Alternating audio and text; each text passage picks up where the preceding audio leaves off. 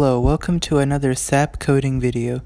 Before this video starts, I would like to thank all our existing audience members as well as any newcomers for your continued support towards our content. It really means a lot to myself and the others here at the SAPP team to know that our videos have the potential to help someone learn something or even review something. I would also like to ask that before this video starts, and if you have not done so already, you subscribe to this channel. With that out of the way, I am proud to present episode 13 of the SAPP Java coding series, Abstraction. Hello, welcome to another SAPP coding video. Today we will be looking at abstraction in Java. Before we look into the full details of abstraction, let's review. What is the dictionary definition of abstraction? According to Wikipedia, the computer science definition of abstraction is the process of removing physical, spatial, or temporal details or attributes in the study of objects or systems to focus attention on details of greater importance. Now that we have that out of the way, and although this may not make sense to you right now, I hope that at the end of the video you will know what abstraction is, as well as start to try implementing abstraction in your daily coding use, and perhaps notice abstraction when you're either reviewing a program or even in real life, because abstraction is all around us. So, what is abstraction?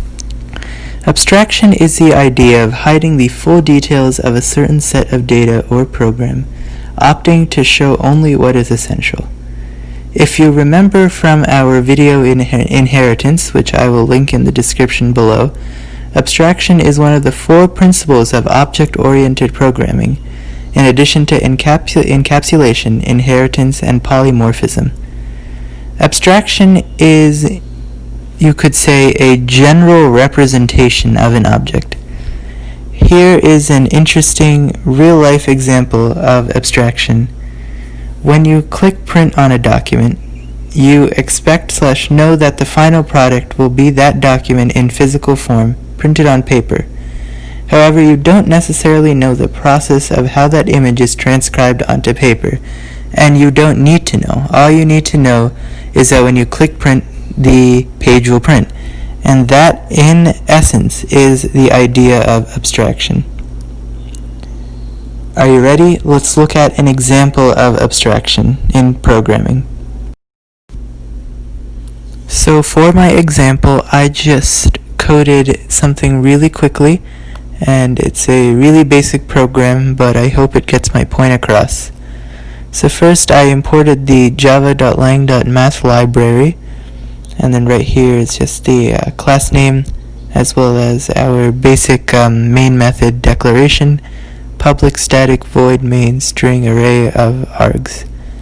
So I have initialized a variable a of type double to be 7.1, and then I also initialized another variable b of type double to be negative 8.1. I then initialized c of type double to be a plus b. Then I have 2 print statements right below, and basically they are both using math operators. One is using round, one is using absolute value. The first one is simply going to just print out the rounded version of c, and the second one is going to print out the absolute value of c. So let's see both of these in action real quick. So as we expected, we got -1 and 1. Now you may be thinking, what do 2 basic math operators have to do with abstraction? Well, what these Java libraries that you import above are the external libraries provided by the JDK. And that is where abstraction comes in. Although you may think round and abs are really just basic math operators, they actually have their own entire class, as you can see here. And these are all the various math operators that you may use, and that is an example of abstraction. you need not necessarily know how or what code goes behind how to round, for example, or how to find the absolute value of something. However, you know to just expect where you give it the values and it'll output some values, and that in its general form is abstraction. Now that we've reviewed a very basic example of how abstraction is built into your average GDK as well as programming experience, let us look into how we use abstraction. Abstraction is used in 3 ways. Firstly, it's used for hiding unnecessary information from the users of a program. For example, let's say you made a program, however, you only want your users to use what you made, you don't want them to make their own modifications. You would use abstraction in that case to make sure that they can only utilize the parts that you want them to use, rather than them going in and changing what you have created. The second purpose is that it allows you to group multiple classes together. These classes are known as siblings. And finally, abstraction is used to reduce complexity of a program, both in the design and implementation stages. Now let's review the abstract keyword. The keyword abstract is a non-access modifier. Just for review, a non-access modifier is a modifier provided by Java that provides you some additional tools beyond just how your methods can be accessed, such as public, private, and protected. So there are 2 uses of the keyword abstract. You can either use it ahead of classes, in which the classes can no longer be used to make objects unless it's done with inheritance. For a review on inheritance, I will be including the existing video done by the SAPP team in the description below. You can also use it ahead of methods. This is used only for abstract classes. Abstract classes can have abstract methods, and these methods do not have a body. In order to give it a body, it must be provided by a subclass through inheritance. With that out of the way, let us now look at a small example of the abstract keyword.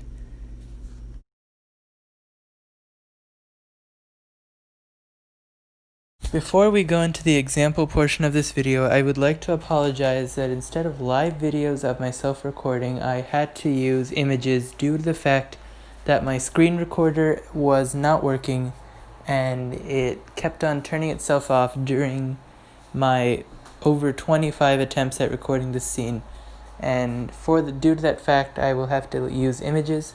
I promise I'll be exploring the problem as well as addressing it for my next video, and I will also be redoing this video in order to provide a better experience, as always seeing me program probably would also make you feel like you can program as well, and unfortunately I cannot provide that at this time.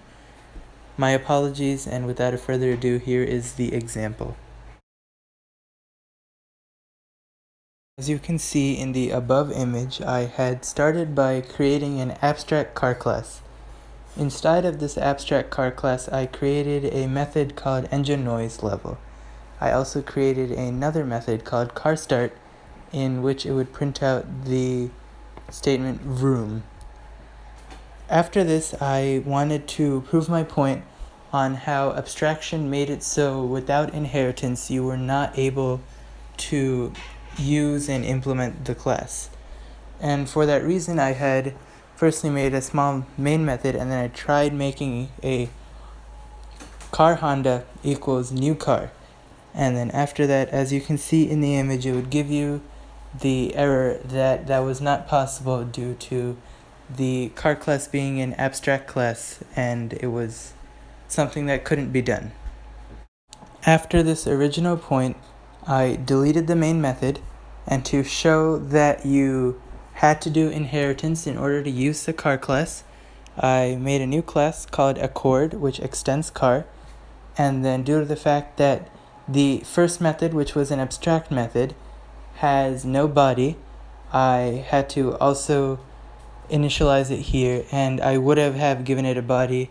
However, due to this example just being a basic, simple example, I decided not to do that, and I ended it here. Knowing what you already know, as well as taking what you learned from this video, I challenge you to firstly take what you learned in this video and try applying it to your programming. Use abstraction where you can.